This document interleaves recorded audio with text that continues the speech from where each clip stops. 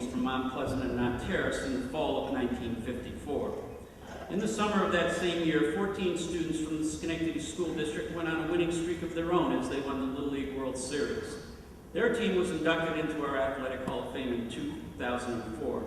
A documentary regarding this team is very close to completion. We would now like to share with you a brief trailer of 6 Innings Destiny. Bottom of the 6th, and Alabama leads by 1. Here's the pitch, and he's out. Game over. Alabama wins the 1953 Little League World Series. Final score, Alabama 1, Schenectady, New York 0. I think a lot of it had to do with Mike preaching the idea that, we're going to win. He said that to the people there, we will be back. He said it to the officials there, we will be back. He didn't say it to us, he said it to the people in Williamsport, we will be back. And we were. The words spoken so confidently by Mike Maeda, the manager of the losing team in the 1953 Little League World Series. Namath vowed the Jets would win the Super Bowl. Ali predicted the round of demise for many of his opponents. And the Babe pointed the bat toward the right field bleachers. Bold predictions are nothing new in sports, but Joe Namath was already in the Super Bowl. Muhammad Ali was the greatest, and Babe Ruth is arguably the best player to ever play the game. What made Mike Maeda's words so profound was that his chance to be back was a year away. Only 4 of his players were returning, and he was coaching Little League.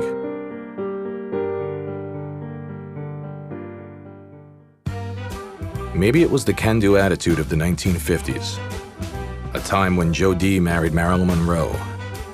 Joe McCarthy was on his hunt for communists. Brown versus the Board of Education was one of the catalysts in the expanding civil rights movement.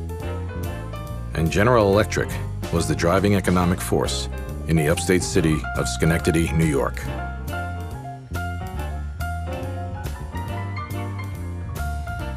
There's Times Square in Manhattan, Boston's Back Bay, and Chicago's Loop.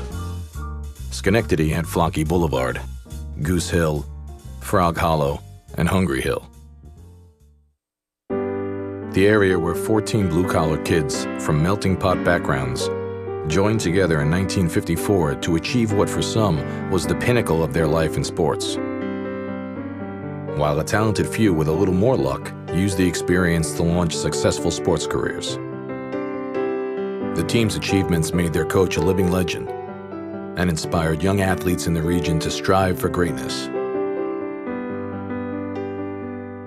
Names like Pat Riley, Barry Kramer, and Shirley Muldowney. Any one of these athletes would anchor a local sports hall of fame. Schenectady claims them all.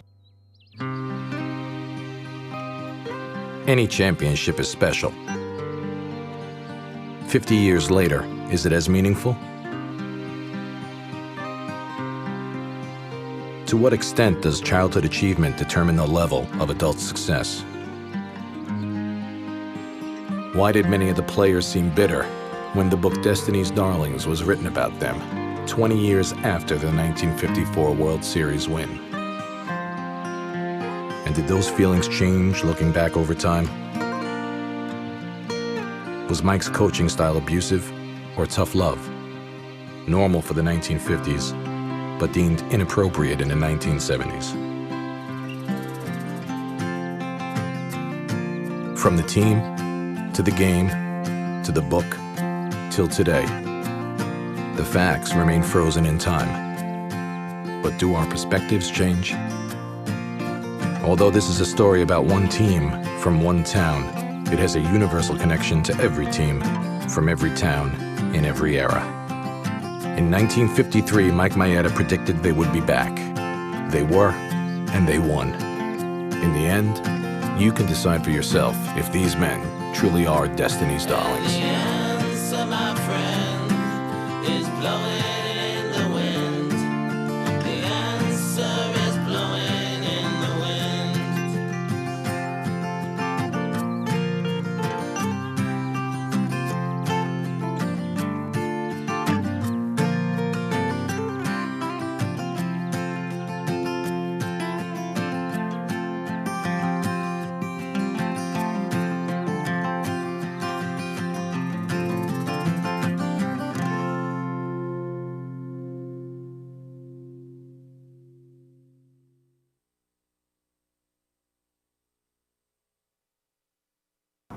featured speaker this evening needs really no introduction. You heard just a brief summary of his athletic and coaching accomplishments earlier this evening.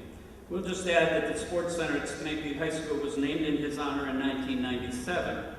Ladies and gentlemen, a 1963 graduate of Linton High School and a member of the Basketball Hall of Fame, please welcome and welcome home, Mr. Pat Riley.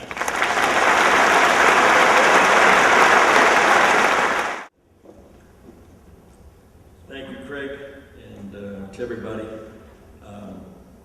thank you, and to Mike and to Dick, and also to the 1954 Mount Terrace, Mount Pleasant team that never really had an opportunity to feel like it felt on Election Day, and only those who played that Election Day game and lost understand what that means, but we also understand at that time there was, you know, an incredibly disastrous disease that was plaguing this country, and we learned to live with it. But I want to congratulate the three of you, and the two of you, and also those two teams for being inducted tonight.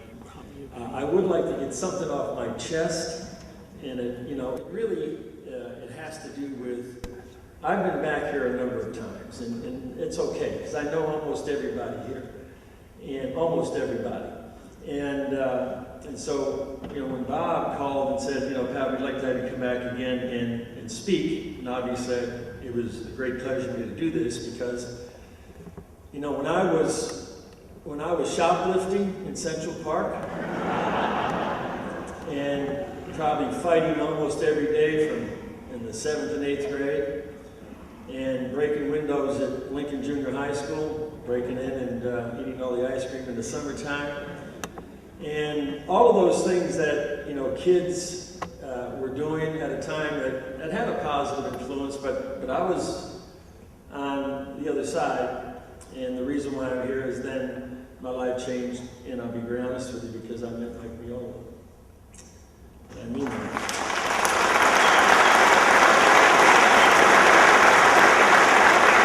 So I said to Bob, I said, well, you know, what do you want me to talk about? What's the message tonight? And he said, Pat, look, you've done this before, so, you know, I should be the last person to ever talk to you about what the message is. And I said, well, why did you pick me this time? Why not, you know, why not Barry Kramer? You know, I mean, if you think about all of you young kids here, future Hall of Famers in this Basketball Hall of Fame, or the Schenectady School District Hall of Fame, we have a gentleman, one of the greatest players, the greatest player that ever played in Schenectady, basketball-wise, that's going to be running for the Supreme Court judge. I mean, why not Barry to give the speech, you know?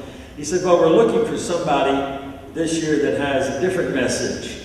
And I said, well, what is the message? And Bob said, well, we thought long and hard about it for this particular class. And I said, well, just give me an idea. He said, well, we went back and we talked to some of your former players, and we talked to some of your assistant coaches, and we really sort of interviewed them about you and what you had to offer. And I said, well, what did they have to say?